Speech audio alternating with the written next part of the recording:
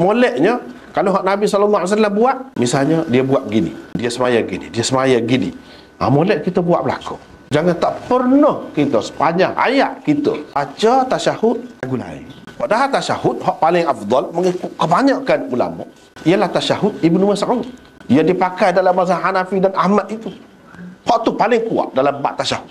Kita sepanjang hayat tak aja baca lagu tu. Tak kena lagu tu. Walaupun boleh, sah sembahyang tu memang boleh. Baca satu bentuk tasyahud saja, tasyahud yang diterima oleh Ibnu Abbas, yang dipakai kemudiannya oleh Imam Syafi'i. Nah, lagu tu pun boleh sepanjang hayat pun. Tetapi hak moleknya biar kita rasa. Nabi pernah buat bukan sekali. Banyak kali, bahkan lebih banyak. Kita tak buat sekali kan. Itu tak kena lah. Kalau lagu tu kena rasa juga.